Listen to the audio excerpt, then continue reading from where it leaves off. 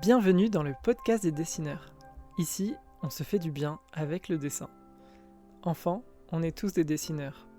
On se demande pas si l'on sait ou si l'on peut, on prend un crayon, on gribouille et on est fier du résultat. Alors pourquoi une fois adulte, les enjeux sont-ils si différents ? Et si on dessinait juste pour le plaisir ? Moi c'est Raphaël, passionné de dessin. Et dans ce podcast, j'invite au micro des personnes comme vous, professionnels, amateurs, jeunes, vieux, passionnés, pour nous partager leur rapport unique et intime au dessin. Si vous pensez que le dessin peut faire du bien à quelqu'un dans votre entourage, n'hésitez pas à lui partager ce podcast. Bonne écoute! Bonjour à tous, bienvenue dans le podcast des dessineurs. Et aujourd'hui, j'ai un épisode un peu spécial, puisque en fait je suis tout seul, je n'ai pas d'invité aujourd'hui. Donc voilà, je fais ce petit épisode parce que ça fait tout pile 1 an que j'ai démarré ce podcast. C'est le 11e épisode, j'ai sorti un épisode par mois pendant 1 an, à l'exception de décembre dernier. Et du coup, aujourd'hui c'est le 11e épisode au lieu du 12e, et donc c'est les 1 an. Et je me suis dit, pourquoi pas faire un épisode pour revenir un petit peu sur ce qui s'est passé cette année, les invités qui sont venus, et puis expliquer aussi peut-être un peu pourquoi j'ai lancé ce podcast à la base, parce que finalement je me suis lancé sans vraiment introduire les choses, donc voilà. En tout cas, je voulais vous remercier pour votre soutien. Il y a beaucoup de gens qui m'ont fait des retours très positifs sur le podcast et ça m'a beaucoup touché. Pour moi, c'était plus une excuse pour apprendre des choses, on va dire. Il n'y a pas eu forcément énormément d'écoute sur ce podcast. Néanmoins, j'ai eu vraiment des retours personnels, intimes, de gens qui m'ont dit que ça les avait aidés à se remettre au dessin, que ça leur avait donné envie, que ça les avait inspirés. Et du coup, c'était très précieux pour moi de recevoir tous ces retours. Et donc, je voulais vous faire cet épisode pour vous remercier vraiment et voilà, et vous parler en fait de pourquoi on en est là. Donc installez-vous confortablement et puis je vais revenir un petit peu sur la genèse de ce projet. Pourquoi je fais ce podcast à la base ? En fait, c'est assez simple. Moi, je suis quelqu'un qui se pose énormément de questions. Je passe beaucoup de temps seul parce que c'est quelque chose que j'aime énormément. J'aime passer du temps à dessiner, à écrire, à observer les choses. Et à réfléchir, des fois trop. Et en fait, j'ai eu cette idée de podcast un matin en me réveillant très tôt.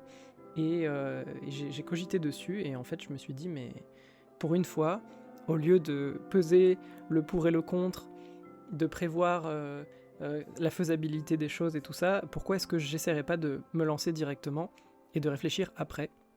Et donc, c'est ce qui s'est passé. Je me suis réveillé, j'ai eu cette idée de podcast, j'ai noté mes idées, et en fait, tout est venu de manière tellement fluide, je me suis dit, ok, en fait, pourquoi se prendre la tête avec la logistique ? Parce que, je vais pas vous mentir, lancer un podcast, ça demande quand même un peu de technique, hein. Il faut pouvoir enregistrer, il faut pouvoir remonter le podcast, il faut pouvoir l'uploader, il faut pouvoir faire tout un tas d'étapes avant d'arriver au résultat. Et puis aussi écrire les questions, penser la chose. Et donc, en fait, je me suis lancé vraiment de manière très très spontanée, sans avoir tout anticipé comme je l'aurais fait pour la plupart de mes projets. Et parce que je me suis dit, sinon tu vas jamais le faire. Et puis voilà, c'était suite à la lecture d'un livre sur la créativité qui a encouragé un peu à tester des choses et à se lancer. Donc c'est ce que j'ai fait. Alors la première chose du coup, c'est à qui ce podcast s'adresse initialement. En fait, ce qui m'a donné envie de faire ce podcast, c'était une succession de conversations que j'ai pu avoir avec des gens autour de moi, que ce soit des amis ou même des gens que j'ai rencontrés quand j'ai fait certaines expos. Et en fait, je me suis rendu compte qu'il y avait énormément de stigmates sur le dessin, de freins, qu'il y a plein de gens qui osent pas dessiner, prendre un crayon et le faire juste comme ça, sans enjeu, parce que le dessin c'est une discipline très particulière, et en fait il y a énormément de constructions sociales autour du dessin qui font que on se permet pas en fait de se lancer dans le dessin. À chaque fois que je rencontre quelqu'un et que j'ai une conversation sur le dessin, c'est toujours ah oui mais toi t'es un artiste, ah mais toi c'est facile pour toi, t'as du talent, moi je sais faire que des bonhommes bâtons, ou alors c'est je ne suis pas Van Gogh, je ne suis pas Picasso, et j'ai envie de dire bah moi non plus, et en fait je comprends, enfin ça m'a donné cette curiosité de me dire mais d'où ça vient en fait ce blocage là, et moi j'ai cette conviction personnelle que tout le monde peut dessiner, et d'ailleurs je pense que tout le monde a dessiné dans l'enfance, et donc voilà, c'est plutôt en grandissant que je suis convaincu qu'il y a des choses qui ont euh, rendu le dessin inaccessible. Et c'est quand même une discipline qui demande beaucoup de temps et de rigueur si on veut faire des choses plus abouties.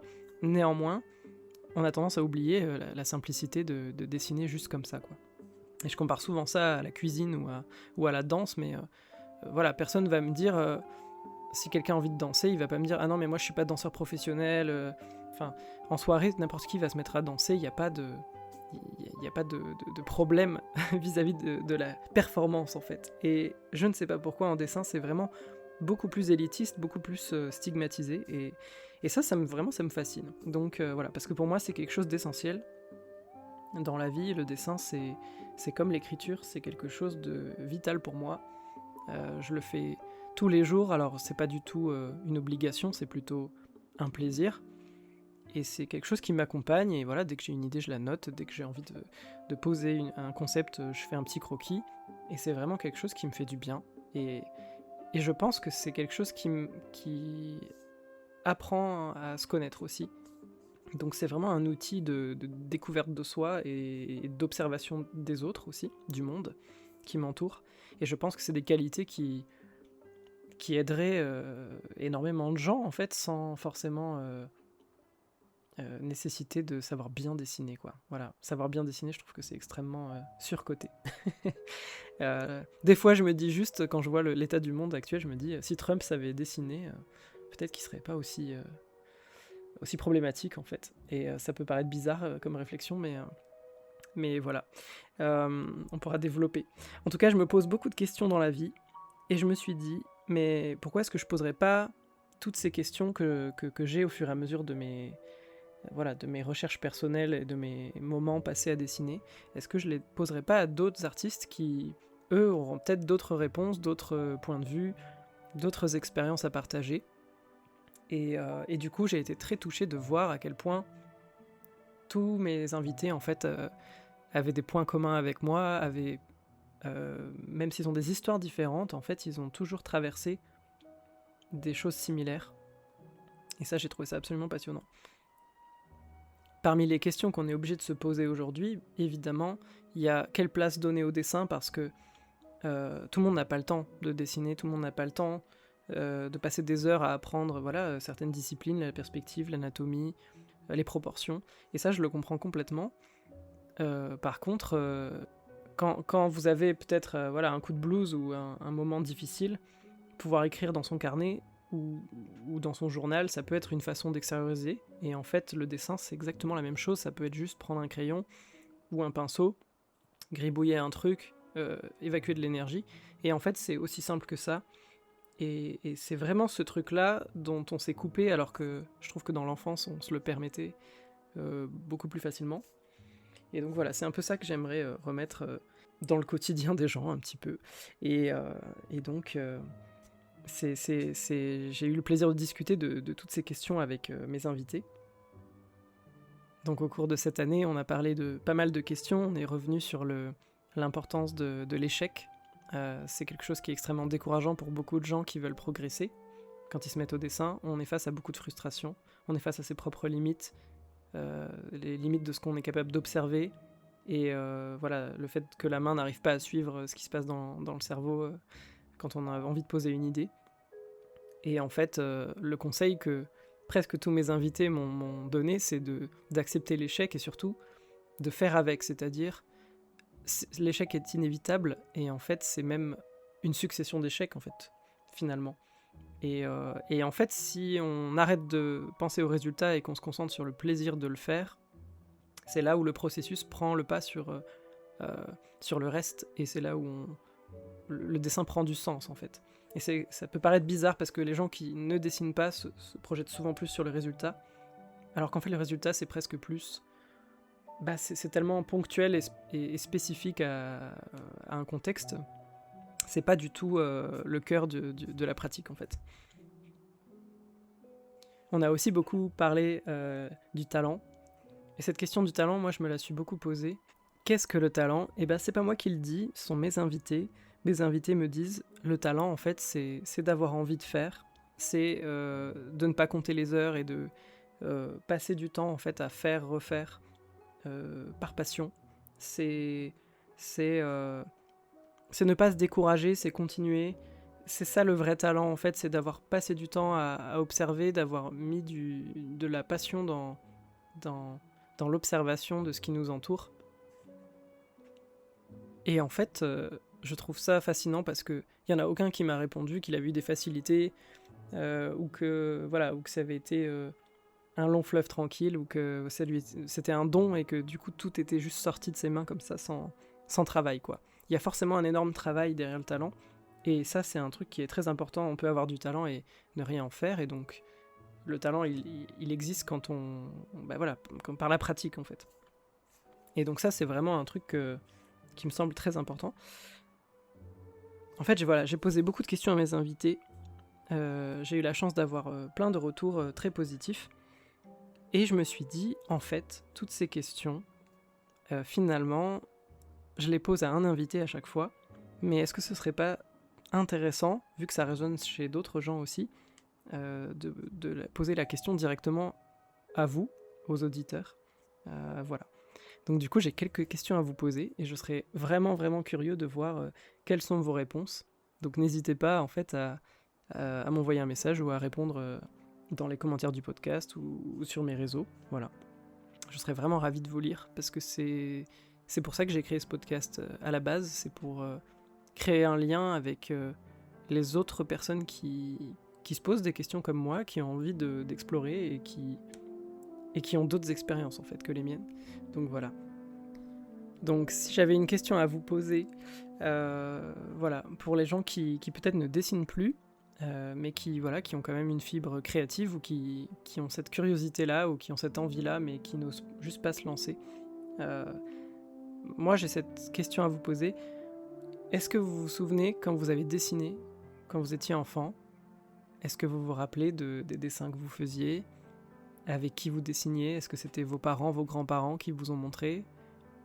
Votre fratrie, peut-être ? Est-ce que vous vous souvenez des sensations que vous aviez quand vous étiez en train d'expérimenter, de jouer avec des crayons, une feuille ? En quoi est-ce que ce serait impossible aujourd'hui de reproduire ça, finalement ? Je pense que beaucoup d'entre vous ne dessinent plus, et il peut y avoir 1000 raisons à ça. Mais je pose la question, pourquoi est-ce que ce serait pas envisageable de prendre un petit temps, et de juste essayer de réexpérimenter cette sensation que vous aviez quand vous étiez enfant. Donc si jamais vous avez l'occasion de faire cette expérience, je serais ravi d'en être le témoin. Voilà. L'autre question que j'ai envie de vous poser, c'est comment peut le dessin m'être utile si je ne suis pas dessinateur en fait ? Ou si je ne suis pas dessinateur professionnel ? À quoi ça peut bien me servir de savoir dessiner ?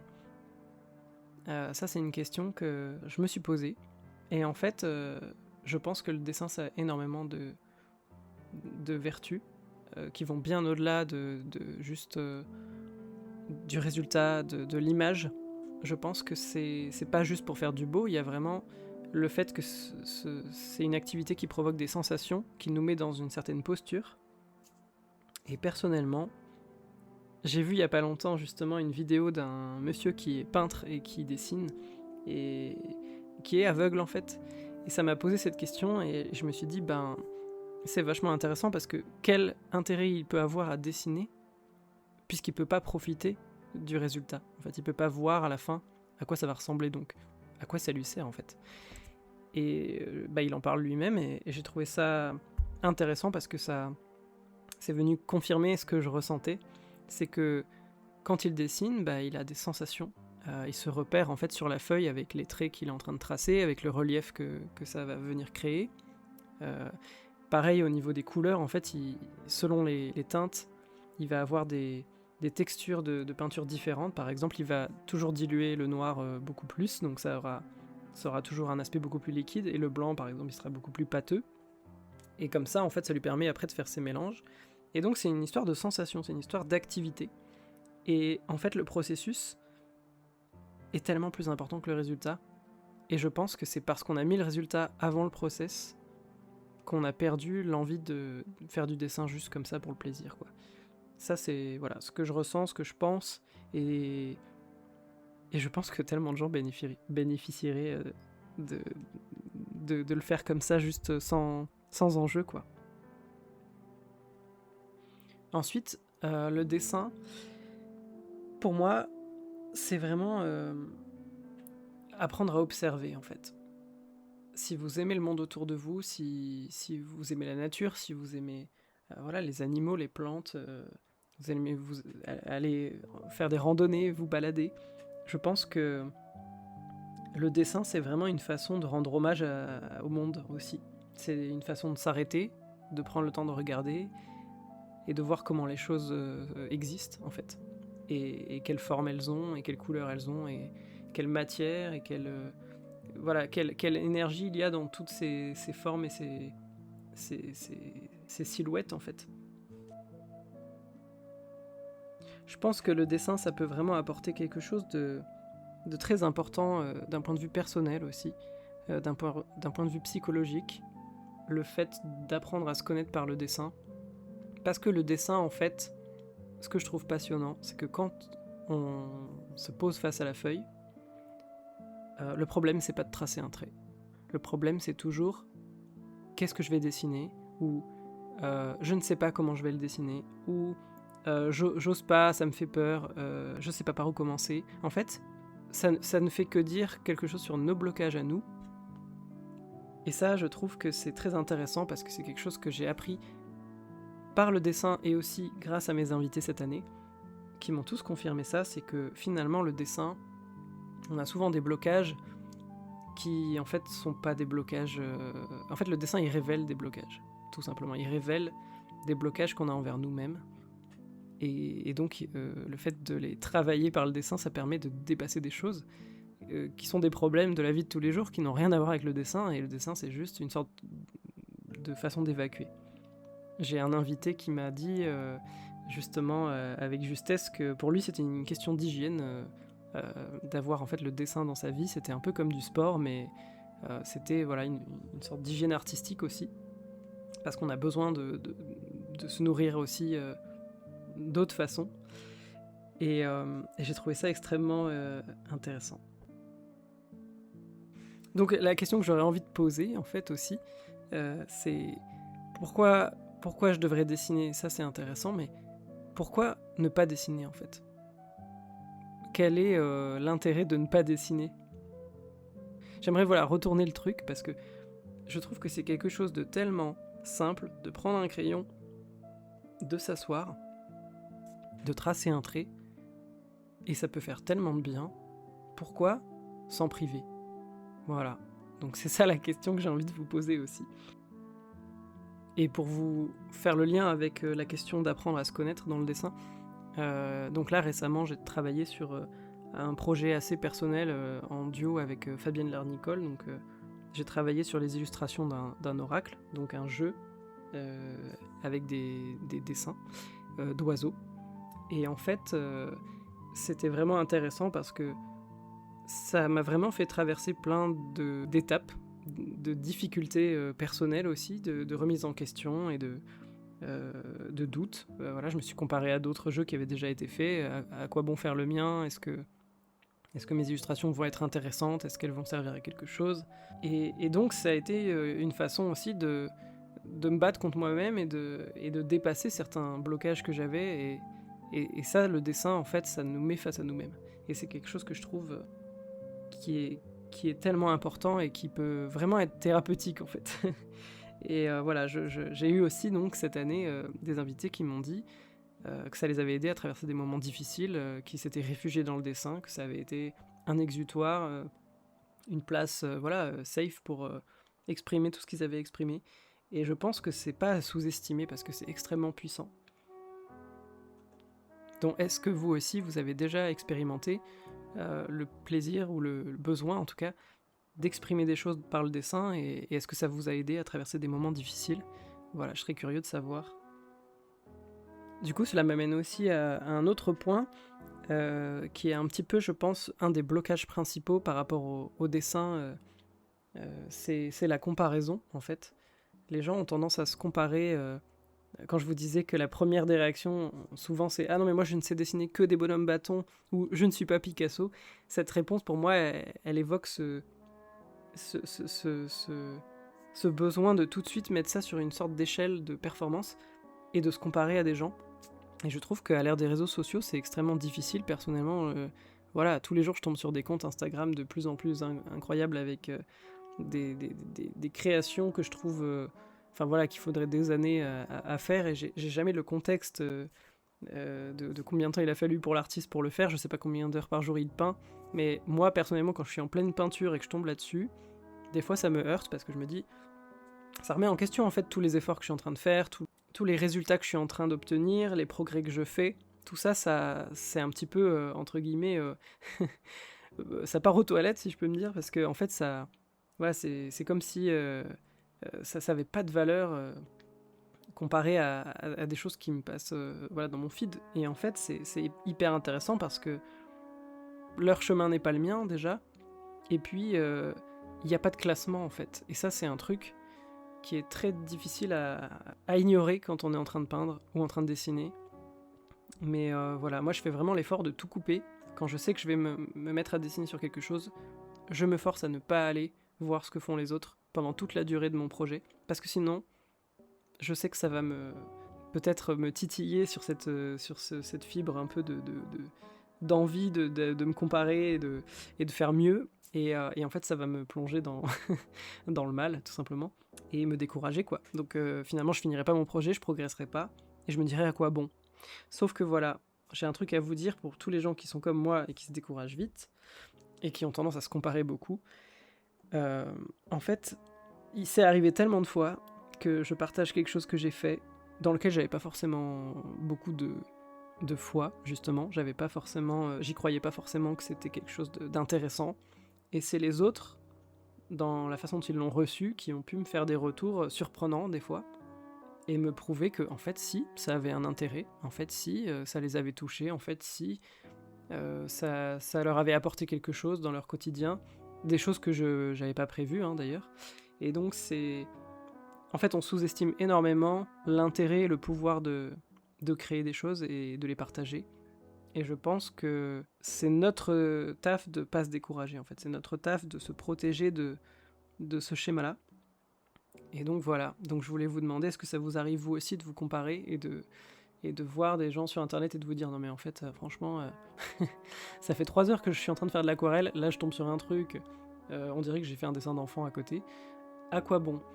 Et ben voilà, j'ai envie de vous dire en fait, vous le faites pour vous aussi, vous le faites pour progresser, vous le faites pour apprendre, pour vous exprimer, pour avoir ces sensations pendant le processus.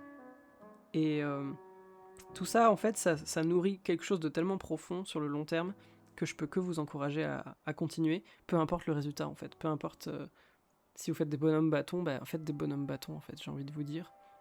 Si ça vous fait kiffer, bah, voilà. Il y a tellement d'exemples de gens qui sont pas forcément les meilleurs dessinateurs, mais qui font des choses qui changent les gens.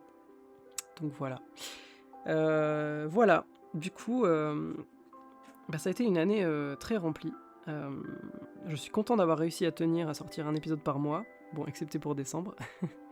Et voilà, j'ai eu vraiment des invités avec des âges différents, avec des parcours différents. Il y en a qui sont professionnels dans le dessin, il y en a qui sont voilà, plus amateurs, il y en a qui n'ont jamais dessiné, qui ont commencé très tard. Et en fait, c'est ça qui est beau, c'est que finalement je me rends compte que ça touche tout le monde, et que les gens qui pensent ne pas pouvoir dessiner ou ne pas pouvoir avoir accès au dessin parce qu'ils n'ont pas de talent, je pense que c'est une fausse croyance. Et je pense que la question qui devrait se poser, c'est, voilà, est-ce que dans l'enfance, ces gens-là, ils n'ont pas dessiné? Est-ce qu'ils se souviennent pas de ces moments-là? Moi, je pense qu'ils sont pas moins capables maintenant qu'ils sont adultes, en fait. C'est juste que ils ont peut-être perdu une certaine liberté de se lancer sans se prendre la tête. Et donc ça fait le lien avec le but du podcast à la base. Pour moi, c'était une façon de me libérer moi aussi, de mes propres questionnements et de mes propres carcans en fait liés au dessin. J'avais envie de créer un espace où j'apprends avec les autres et où je pose des questions à d'autres gens qu'à moi aussi. Voilà, sortir de ma petite zone et venir rencontrer d'autres gens qui ont peut-être d'autres vérités à me partager et des révélations à me faire en fait sur comment eux ils arrivent à vaincre toutes ces choses, tous ces moments face à eux-mêmes devant la feuille. Et voilà, donc je suis très content, très fier de toutes ces discussions que j'ai pu avoir et vous partager. Pour ce podcast, j'avais vraiment l'envie de faire le lien aussi avec l'enfance, avec cette innocence, avec ce plaisir de faire sans se poser de questions, sans se juger en fait, sans être en train de se prendre la tête, sans contrainte. Et du coup, j'ai demandé à tous mes invités s'ils pouvaient me partager des dessins d'enfance qu'ils avaient faits, et je les ai mis sur mon site. Donc si jamais vous voulez voir aussi voilà le chemin qu'ils ont parcouru, d'où ils sont partis, qu'est-ce qu'ils faisaient quand ils se posaient pas autant de questions, voilà, tout ça c'est sur mon site. En tout cas, je suis très reconnaissant de les avoir reçus. Je vous remercie énormément, vous auditeurs, d'avoir soutenu le podcast cette année. Voilà, j'espère faire beaucoup d'autres épisodes, et à vrai dire, je pense pouvoir proposer des épisodes un peu différents aussi cette année. Voilà, je vais expérimenter des choses, je m'empêcherai de rien. Donc n'hésitez pas aussi à me donner des suggestions de thèmes ou de choses que vous aimeriez voir abordées sur ce podcast. Moi en tout cas je prends beaucoup de plaisir à le faire, même si c'est beaucoup de travail honnêtement. Voilà, ça prend beaucoup de temps à enregistrer et à monter à chaque fois, mais je suis très fier. Merci à vous, je vous souhaite de prendre du plaisir en dessinant et de vous accorder de vivre ces moments-là. Prenez soin de vous, et je vous dis à très bientôt pour un prochain épisode.